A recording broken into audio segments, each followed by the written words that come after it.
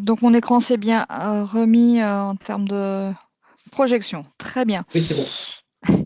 Donc voilà, je représente l'autorité organisatrice des mobilités, des transports collectifs et de la mobilité durable en région Île-de-France, avec comme périmètre d'activité la stratégie qui est en train de se mettre en place en tant qu'activité en tant que telle, la coordination du Grand Paris Express, les relations au territoire et les relations aux voyageurs. Voilà. Attendez, pourtant j'avais testé, on y arrive.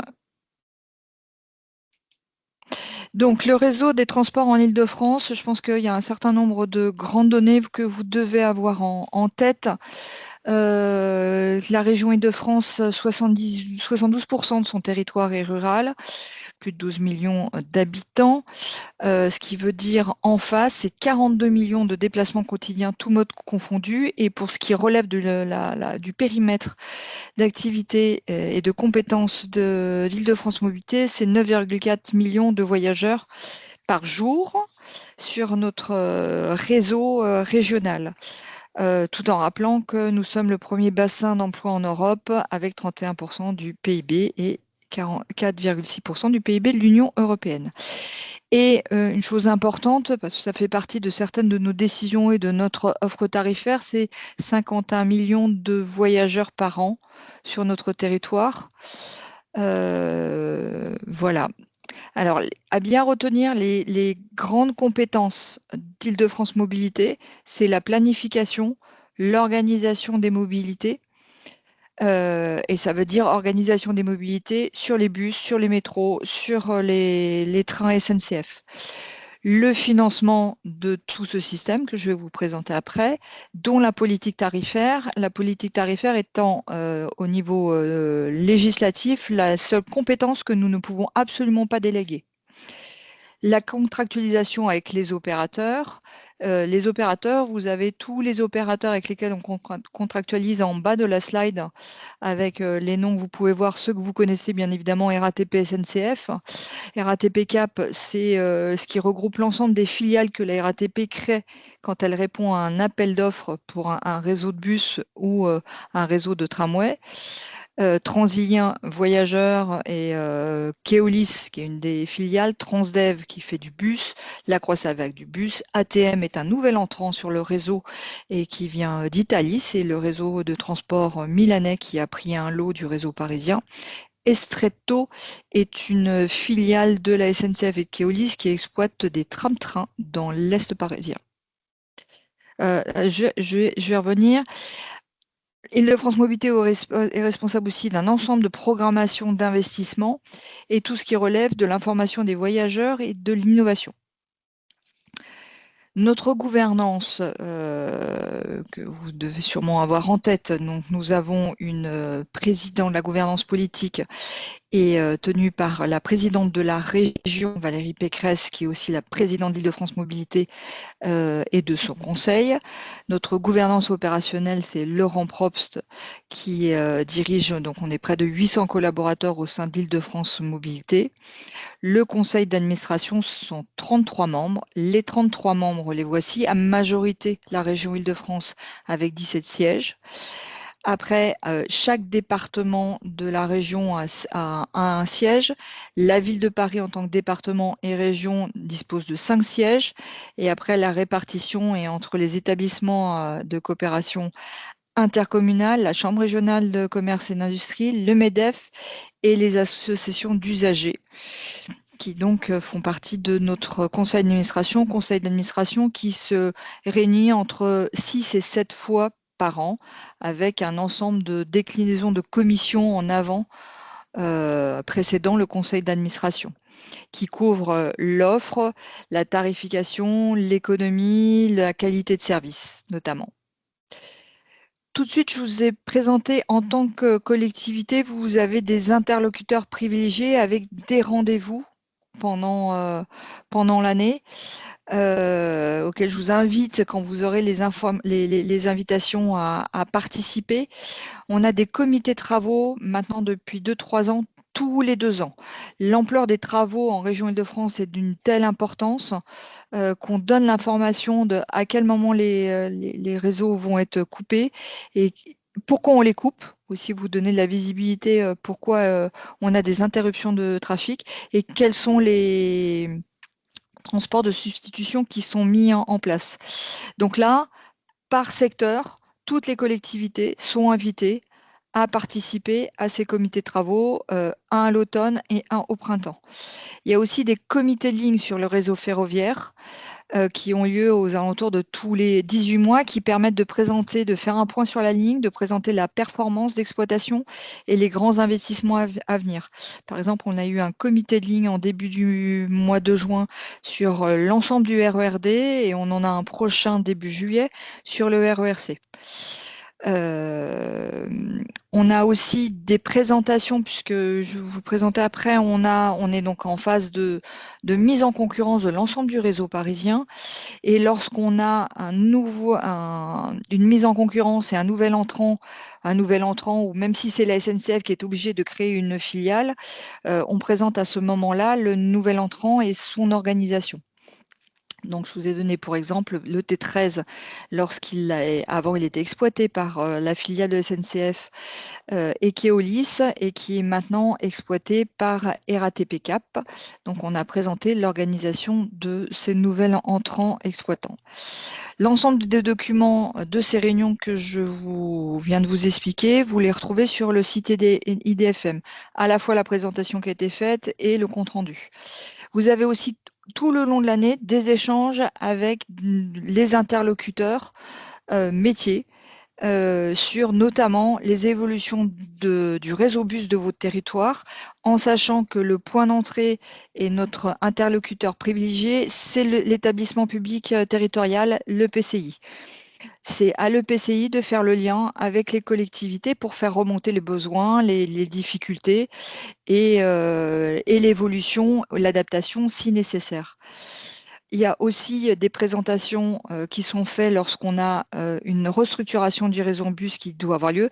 Tout passe par le PCI, mais on essaye aussi de bien s'assurer que les collectivités ont eu le bon niveau d'information. On peut vous proposer, Île-de-France Mobilité, des webinaires thématiques. On a eu il y a quelques semaines un webinaire sur l'information voyageur.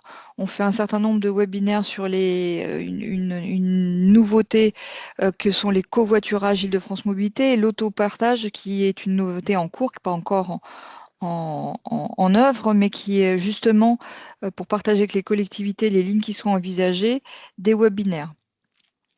Et nous sommes présents par le biais d'une équipe de délégués territoriaux, ce que je vous ai marqué après, là, vos interlocuteurs IDFM. La dernière ligne, il y a un délégué territorial par département. Je vous ai indiqué l'adresse générique. Puis en fonction de votre département, le délégué territorial pourra vous recontacter. Son rôle est de... Si vous n'avez pas déjà la bonne entrée au niveau métier, au niveau technique, il prend la demande, il va chercher l'information, il vous met en contact ou il essaye d'avancer les projets, les points que vous pouvez porter en tant que collectivité.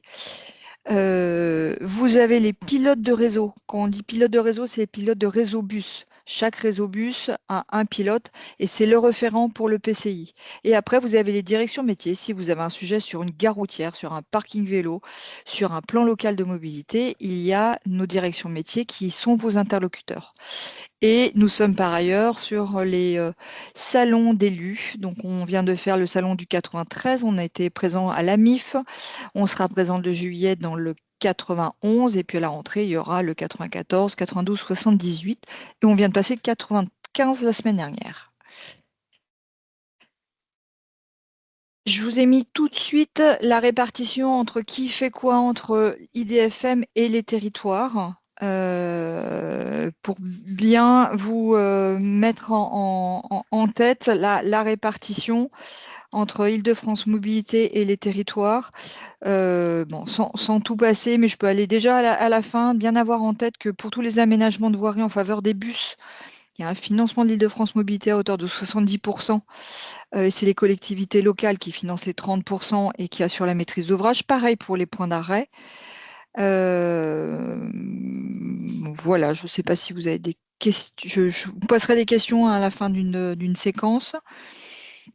Donc, le réseau d'Île-de-France Mobilité, le réseau francilien, pour rappel, est un des plus grands réseaux et sera le plus grand réseau lorsque l'ensemble du Grand Paris Express sera construit. Donc, on a déjà 16 lignes de métro, 14 lignes de RER, 14 lignes de tram et 1200 lignes de bus et de cars dans toute la région Île-de-France qui sont donc sous l'autorité d'IDFM. Pour avoir juste une idée de l'évolution de la fréquence depuis 2015, on est sur une croissance qui est modérée concernant principalement le tramway et le RER. Et on voit bien le creux, hein, le creux que vous voyez, c'est bien la crise sanitaire. Mais il faut quand même noter que depuis 2025, on est revenu à la fréquence et même à plus 1% de ce que nous avions en 2015, avec une différence entre les modes. Le train a fait plus 6%, le tramway plus 44%, les bus en grande couronne 14%, le métro est relativement stable et c'est à Paris sur le réseau bus où on a perdu 22% de trafic. Voilà, pour vous indiquer où sont nos points d'intention en termes de développement d'offres pour répondre aux besoins. Ah, j'ai quelque chose qui a sauté, malheureusement, qui est le financement d'Île-de-France Mobilité.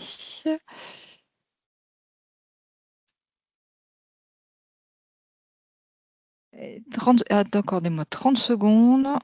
Je ne comprends pas pourquoi elle est cachée, cette slide.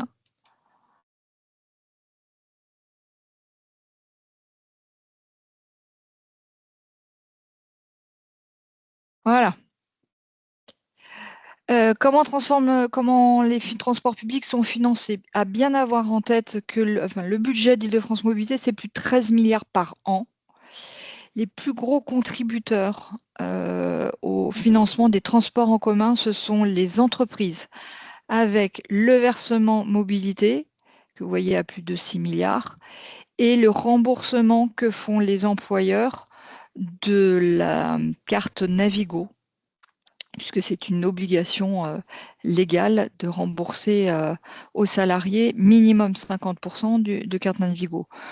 Donc les grands équilibres, ils sont là. Après, on est sur les concours publics, qui sont les contributions statutaires des collectivités membres d'Île-de-France Mobilité. Vous avez vu qu'il y avait la région, donc qui contribue. Et après, chaque département a une contribution statutaire au financement des transports collectifs. Et ces 13 milliards se répartissent entre les transporteurs. Le transporteur bénéficiant ce plus gros investissement, c'est la RATP avec le réseau dense. Alors, c'est une photographie actuellement en 2024, ça veut dire que ça couvre les RER de la RATP, le A, une partie du A, une partie du B, l'ensemble du métro, qui est une plus grosse partie, et le réseau bus parisien. Ces équilibres vont évoluer puisque, avec la mise en concurrence, tout n'est plus effectué, le service n'est plus effectué par RATP. L'autre partie, c'est les SNCF, et après, ce sont tous les opérateurs, les 13%, ce sont les opérateurs que vous avez dans vos territoires, qui sont faits par Transdev, Keolis, La Croix-Savac ou RATP Cap. Donc le versement mobilité, je vous ai juste remis qu'est-ce que ça recouvre, hein, puisque c'est la principale source de financement du budget. C'est plus de 50% de notre établissement, ça existe depuis 71 et il s'agit d'une contribution assise sur la masse salariale qui est collectée par l'URSSAF qui nous la reverse et son taux dépend des zones et le plus petit taux sur 77 est d'1,60 et le taux le plus important de 3,20 et notamment par exemple sur le 92. Et donc c'est tout employé, toute entreprise ayant plus de au moins 11 salariés qui verse ce versement transport. Les autres sources de financement, je vous l'ai indiqué, ce sont ceux qui sont dans notre conseil d'administration, région Île-de-France, Ville de Paris et département. Et nous avons des recettes tarifaires qui sont versées par les usagers. Mais ces recettes tarifaires, il faut bien avoir en tête que ça couvre seulement 50 à 75% de leur pass Navigo. Là, vous avez une illustration qui indique bien lorsque vous avez un administrateur ou vous-même, vous payez 90 € votre pass Navigo. Au final, pour que l'ensemble du système fonctionne, le prix réel par mois, c'est 280. Avant que je passe sur le plan des mobilités, est-ce que sur ce sujet, vous avez des questions?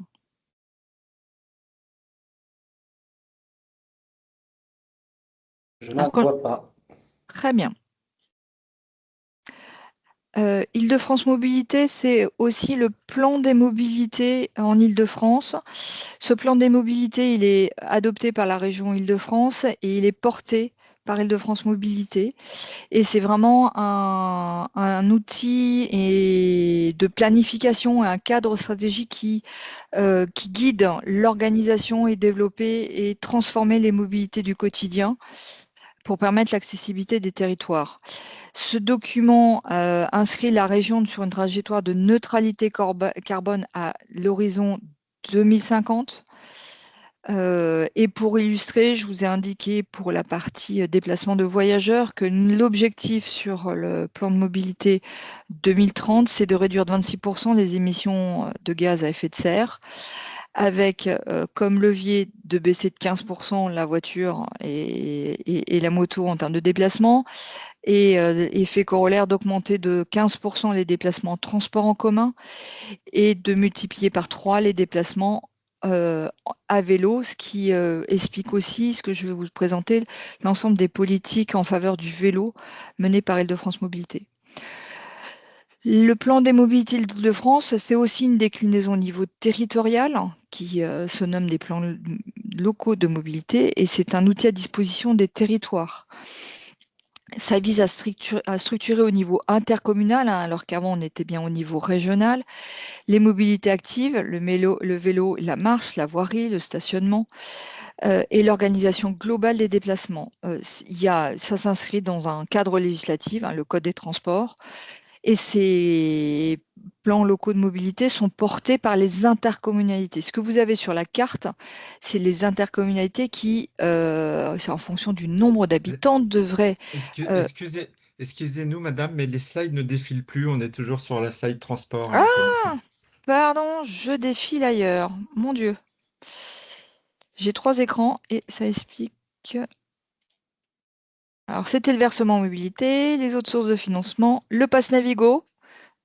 Donc ça, vous l'avez eu à l'oral, c'était voilà, les proportions de ce que l'usager paye par mois et ce que le système de déplacement régional coûte par mois.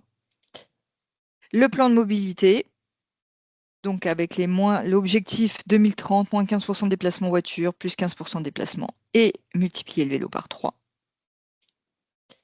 Et la carte. Et ce que je développais sur les plans locaux de mobilité qui est à la main des territoires, en sachant que Île-de-France Mobilité apporte un accompagnement sur l'étude lorsque les collectivités souhaitent s'engager sur un plan local de mobilité. Ce qui est mis en couleur, c'est ce qui normalement est obligatoire par la loi, et après sur une communauté de communes, une communauté d'agglomération non concernée, elles peuvent tout à fait prendre l'initiative d'établir un plan local de mobilité. Des questions sur ce sujet? Non. L'ouverture à la concurrence du réseau francilien, qui est vraiment un des grands enjeux pour la région, pour Île-de-France Mobilité, bien évidemment. C'est qu'on a une mise en concurrence qui est législative, hein, qui nous vient de l'Europe, et après une déclinaison par les pays et une déclinaison aussi par territoire, en sachant que pour le réseau, alors on a un réseau très imbriqué, c'est pour ça qu'on est dernier, mais nous étions la dernière région de France à ne pas avoir mis en concurrence son réseau de transport. Donc on a commencé à partir de 2021 avec l'ouverture progressive des réseaux de bus en grande couronne. Et ce processus s'étale jusqu'en 2040 pour pouvoir inclure le réseau ferroviaire et le réseau métro. Et là, on décidera quel mode d'exploitation nous mettrons en place. Les objectifs de la mise en concurrence, c'est d'améliorer la qualité de service aux franciliens, notamment sur la ponctualité, propreté et information voyageurs, impulser une performance opérationnelle, notamment avec des mécanismes incitatifs, d'après je vous le présenterai, et renforcer notre rôle d'autorité organisatrice comme autorité organisatrice unique qui garantit un réseau homogène en termes d'identité.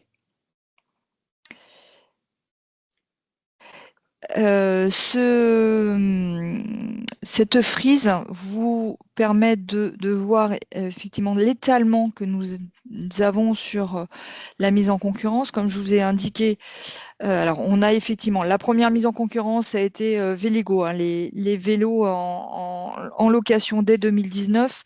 Et donc 2021 et 2024, ce sont l'ensemble des lignes de bus de grande couronne qui ont été mises en concurrence et attribuées. Nous avons eu la mise en concurrence là entre 2025 et 2026, le réseau de bus de Paris et de Petite Couronne qui était précédemment entièrement exploité par RATP EPIC, qui là était découpé en 12 lots. Et on a commencé les lots tram-train et les lignes là, que vous avez 2023-2032. Donc on parle de lots parce que, par exemple, là, vous avez le T4, T11 et T14. Alors les deux premiers sont dans le 93 et T14 est dans le 77. Donc ont été regroupés et attribués à un seul prestataire qui s'appelle Stretto. Et vous voyez, au fur et à mesure, on va allotir les lignes et leurs exploitants, en sachant que les derniers, c'est le RER A et B, là, en 2040, du fait de l'imbrication actuellement d'avoir 2 transporteurs qui exploitent ces lignes. Et au fur et à mesure que les lignes du Grand Paris Express, là, que vous avez, qui va de 15, 16, 17, 18, sont mises en service, ça sera aussi, le travail en amont est fait pour une mise en concurrence. Pourquoi meilleure qualité du fait de la concurrence? C'est que par rapport au contrat historique qui nous liait aux transporteurs, contrat convention, ça nous permet de multiplier par 10 la rémunération du transporteur sur la qualité de service. Et ces chiffres de qualité de service qui précédemment étaient déclarés par l'opérateur, maintenant, ce sont des contrôles que nous réalisons à 100%. Pas en interne, hein, on prend des prestataires, mais que nous vérifions et on n'est plus sur du déclaratif de la part du transporteur. Et ces mesures de qualité de service se répartissent à 50% sur la régularité, ponctualité, parce qu'on sait que c'est ce qu'attendent en premier les franciliens. Ensuite, sur la qualité produite, et là, on a des marchés de clients mystères qui vont vérifier la propreté directement la propreté, est-ce que l'information voyageur est bien à jour? Et on a 20% sur la qualité perçue mesurée par des enquêtes de perception. Là, on ne va pas vérifier si tous les poteaux sont bien à jour en termes d'information voyageur. On interroge des franciliens pour leur demander quelle est votre perception sur la propreté du train, par exemple, ou la propreté de votre réseau de bus.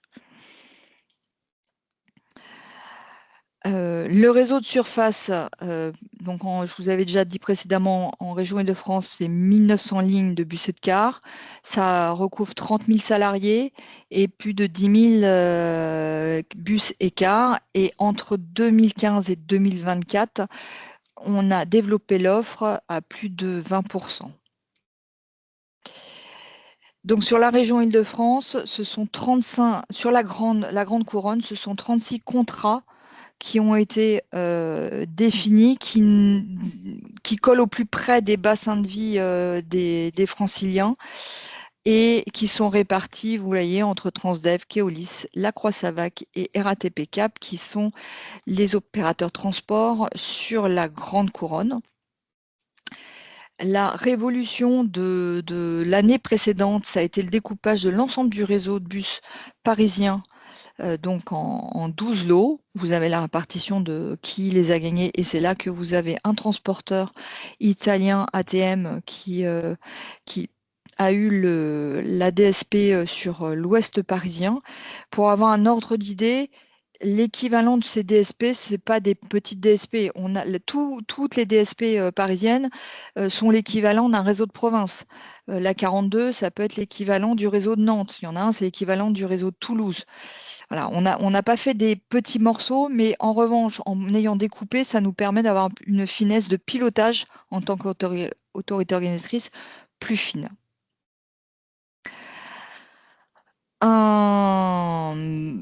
Une présentation du sujet sûreté, qui est un sujet important pour la présidente, et on le décline dans l'ensemble de nos actions en vous donnant là quelques chiffres qui sont évidemment les caméras, l'ensemble du personnel qui intervient sur les réseaux, puisqu'on a du personnel sur le réseau RATP, un autre type de personnel sur le réseau SNCF, et Île-de-France Mobilité a mis en place la brigade régionale des transports qui permet d'intervenir sur un peu les trous, les lieux où les uns et les autres n'avaient plus de compétences, et ça permet d'assurer un continuum sûreté.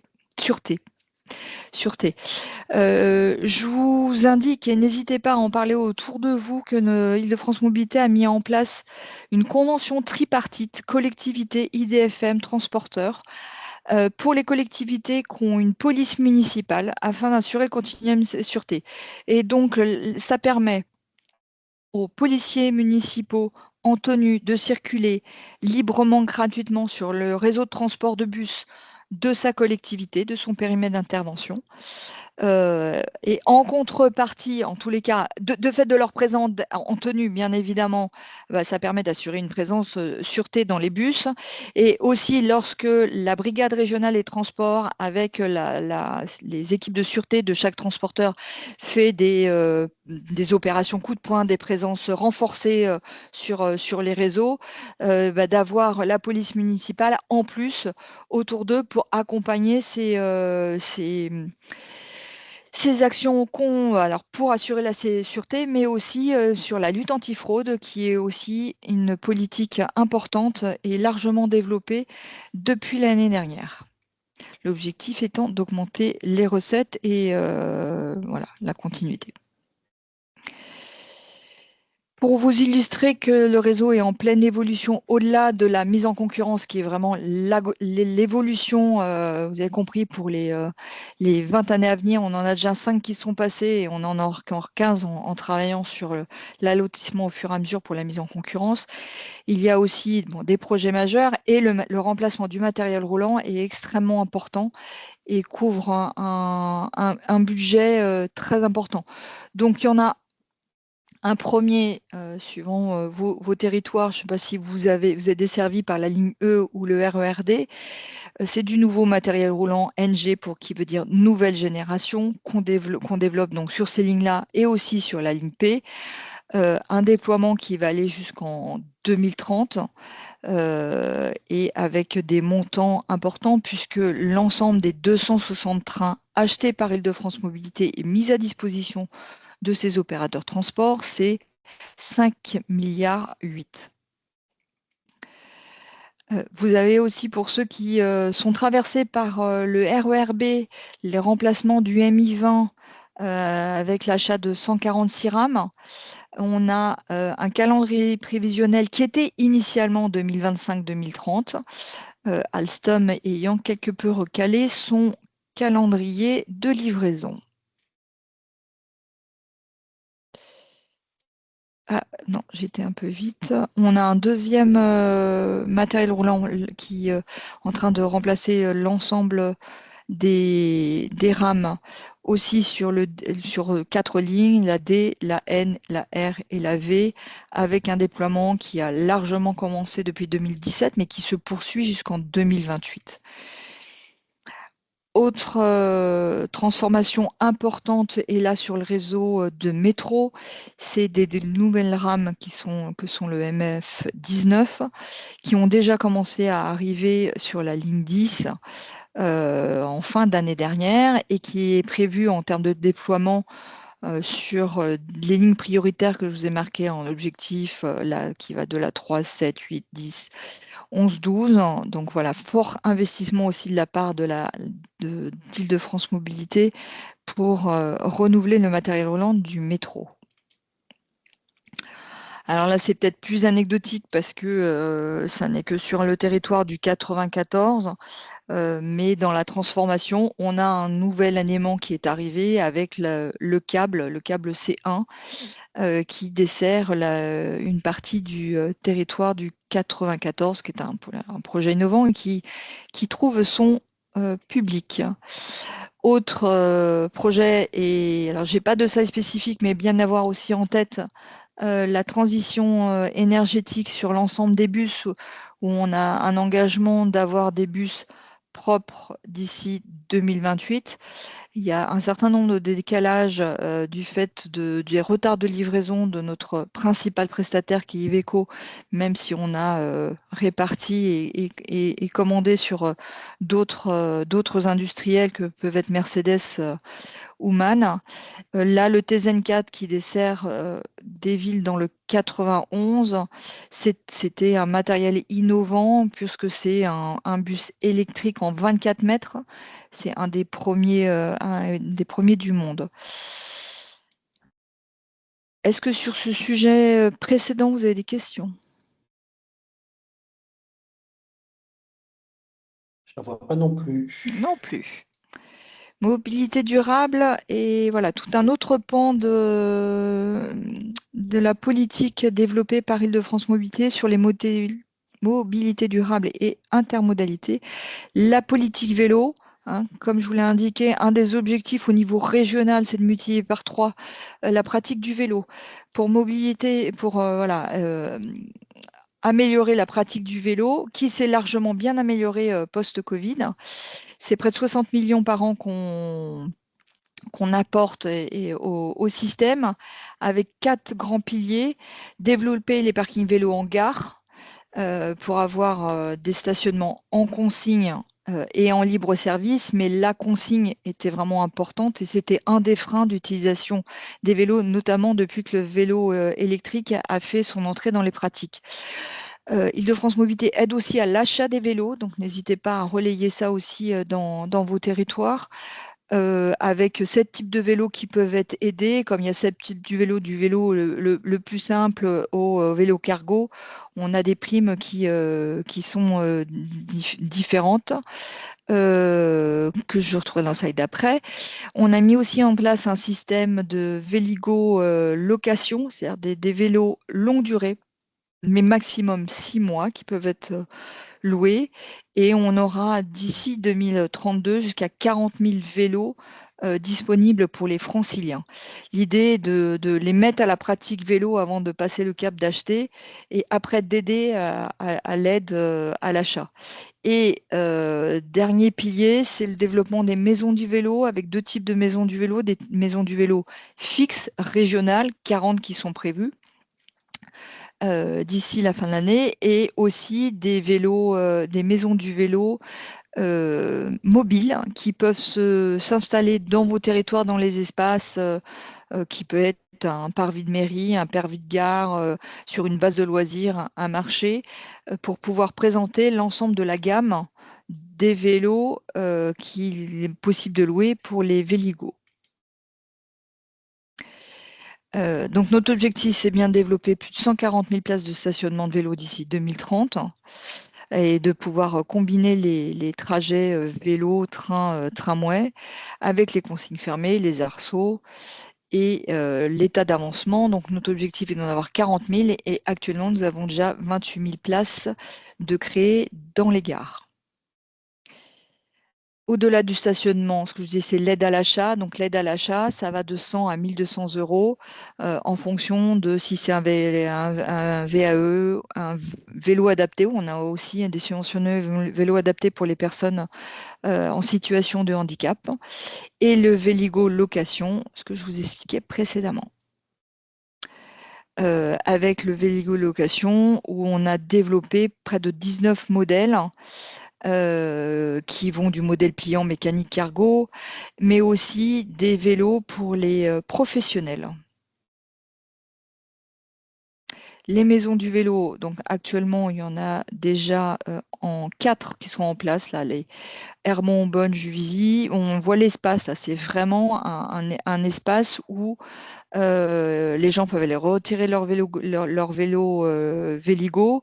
Et aussi, il y a des ateliers, c'est une animation avec le territoire et des associations, des ateliers de co-réparation, des ateliers de découverte autour, des remises en selle. Service de covoiturage, qui est l'autre service dans Nouvelle Mobilité qu'Île-de-France Mobilité souhaite développer. Et qu'on a déjà donc, accompagné depuis 2021 pour apporter la réponse adaptée et rapide, puisque les transports réguliers ne peuvent pas répondre à toutes les demandes et tous les besoins. Donc, on essaie de compléter. Et l'objectif, c'est d'assurer des liaisons efficaces entre des zones peu denses. C'est là où le bus n'est pas le plus efficace parfois, et des pôles d'emploi et des pôles de gare. Et bien évidemment, pour atteindre notre objectif de moins 15% de véhicules dans le plan mobilité, et ben, voilà, on veut réduire la circulation. Bon, là, ça vous donne, on a 2 types de covoiturage. Il y a le covoiturage planifié, c'est-à-dire et qui existait déjà avant, qui vous réservez, les gens peuvent réserver leur trajet à l'avance via l'application d'Île-de-France Mobilité. Et après, on est en train de mettre en place, on en a 2 qui ont été mises en place sur le plateau de Saclay, des lignes de covoiturage fixes. C'est-à-dire que le conducteur s'inscrit, et les personnes qui, elles, veulent se faire transporter se mettent à un point d'arrêt, d'où la ligne fixe, et identifiée et s'identifient dans l'application. Bon, là, je vais pas revenir sur le covoiturage mode vertueux. Je vais aller rapidement. Je vais vous passer ça si je veux tenir mon temps. Est-ce que vous avez des questions sur le sujet? Toujours pas. La billettique, qui est l'autre grande compétence, et compétence, je dis, incessible d'Île-de-France Mobilité, c'est tout ce qui est tarifaire et la mise en place de la billettique. Ce qui est appelé par la présidente la révolution tarifaire en 2025. Déjà avant, vous avez certainement connu le Navigo qui était par zone. Donc, les zones ont été supprimées. A été créé en 2019 le Navigo Easy, qui est un prépaiement sur une carte type bancaire pour le bus et le métro. Et en 2022 a été créée la possibilité de charger des tickets sur les smartphones Android, et aussi très important, ce qu'on a appelé le bouclier tarifaire, c'est-à-dire que aucun prix de billets, et bien évidemment c'était sur le réseau SNCF ferroviaire, ne dépassait 5 euros, alors qu'avant on pouvait avoir des billets qui pouvaient aller jusqu'à 8-10 euros en aller simple. Donc ça, c'était bouclier tarifaire en 2022. 2024, bon, ça a été la possibilité de mettre des tickets sur Apple. La différence entre Android et Apple a été le temps de conversation et de négociation avec Apple pour pouvoir les mettre sur leurs terminaux. Et a été créé par ailleurs le Liberté Plus, qui est pour les franciliens occasionnels, qui permet, après le bouclier tarifaire de 5 euros, en 2025 a été aussi créé un seul ticket métro, tram, RER, donc ce qui n'existait pas, à 2,50 à la place des 5 euros, on avait déjà baissé. Et pour le bus et le tram, il n'y a plus qu'un seul ticket à 2,05 €, alors qu'avant, ils étaient à 2,15 €. Et l'autre grande évolution pour les, pour les occasionnels qui ne prennent pas de Navigo, et notamment avec les évolutions de pratique sur le télétravail, où avoir un pass Navigo à 90 € en se déplaçant 2 fois par semaine n'était pas spécialement le plus économique, même remboursé par son employeur. Donc, nous avons créé un pass qui s'appelle Liberté Plus, qui est valable dans toute la région, qui est en poste débit, c'est-à-dire que voilà, vous déclarez un RIB, c'est du poste débit, et ça vous donne 20% de réduction par rapport au tarif plein. Donc, il n'y a que les franciliens qui ont accès à ce pass Liberté Plus. Alors, si je passe sur les grands projets dont le Grand Paris Express, hein, qui est le plus gros projet. Actuellement, chez Île-de-France Mobilité, c'est à peu près une soixantaine de grands projets d'infrastructures qui sont en cours d'études et ou en travaux. Les grands projets suivis par Île-de-France Mobilité, notre rôle, ça va être de piloter les études, de définir la nature des services. C'est-à-dire que sur certains projets, quand on est vraiment à l'origine, aux premières études qu'on va trouver déjà dans le SDRIF, hein, qui va le schéma de directeur d'Île-de-France, qui va donner des grandes orientations de où sont les déplacements et là où on aurait besoin de construire une infrastructure. On va regarder en fonction des flux, de ce qui est possible. Est-ce que c'est du bus? Est-ce que c'est du tramway?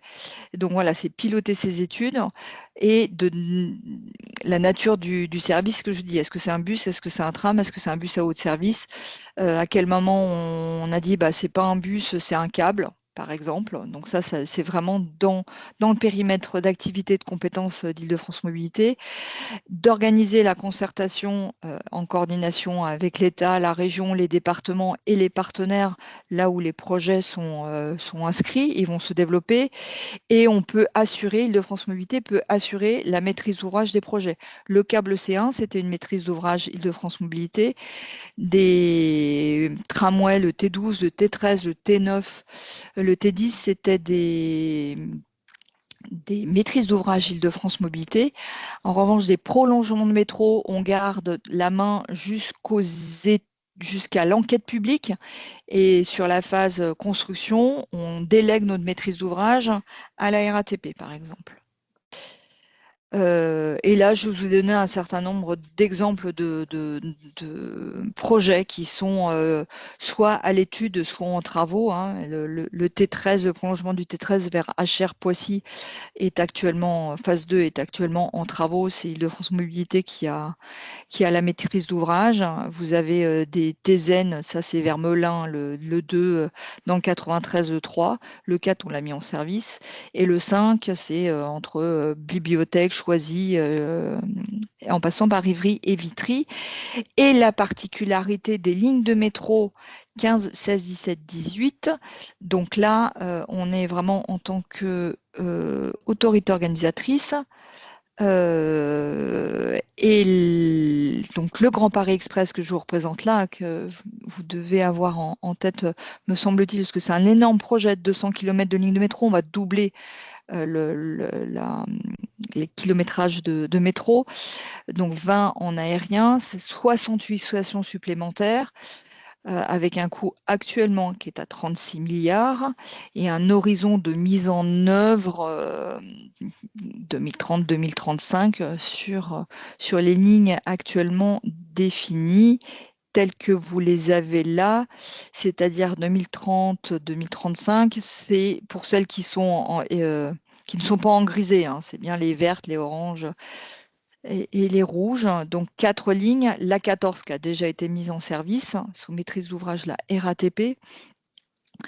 La prochaine, ce sera la ligne 18, sur la phase 1 de la ligne 18, après la ligne 15 Sud, et viendront la 15 Est, Ouest, 16 et 17. Et ce sont 3 millions de voyageurs, en plus des 9 500 000 qu'on a déjà sur le réseau, qui sont attendus à pleine capacité.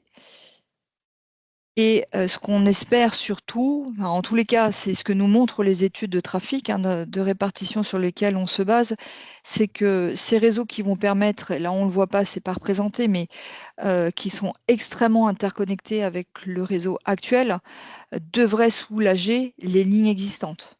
On a des effets report qui sont importants et notamment par exemple sur le B qui est une ligne fortement sollicitée, ça permettra des reports sur la 18, sur la 14 et sur la 15. Donc, notre rôle dans ce projet de Grand Paris Express qui est porté par la Société du Grand Paris, qui est le maître d'ouvrage et qui a des financements spécifiques, hein. On n'est pas du tout sur le financement que je vous ai présenté précédemment. On désigne les exploitants de transport, donc hein, ça c'est bien la mise en concurrence, et ça on travaille dessus 2 à 3 ans avant l'ouverture prévue de la ligne. On financera l'ensemble des opérations de maintenance et d'exploitation lorsque le réseau, enfin on a déjà la ligne 14, mais lorsque le réseau est en service. Nous achetons l'ensemble des trains, et c'est bien Île-de-France Mobilité qui est propriétaire. Et ce que je vous ai montré précédemment, le MI20, le RJ, tous les trains qu'on achète, on achète, d'ailleurs on émet des bons, des green bonds pour ça, et on en est propriétaire. On pilote les contrats de commerce et de publicité dans le futur espace des gares du Grand Paris Express. On émet aussi des avis sur la conception. Ils sont obligés, la Société du Grand Paris est obligée de présenter l'ensemble de ce dossier à notre conseil d'administration, et là on émet des avis. Et on intègre bien le GPE, le Grand Paris Express, les 4 lignes nouvelles de métro dans notre système numérique d'IDFM. Et toute nouvelle gare qui arrive, on doit penser l'intermodalité, où est-ce qu'on doit mettre le parking à vélo, le nombre de quais à bus, parce que là, toute nouvelle ligne qui est ouverte nécessite de repenser le réseau bus afin d'adapter un rabattement sur les nouvelles gares stations. Ah ben voilà. Eh ben j'ai fait le tour. J'ai peut-être pas fait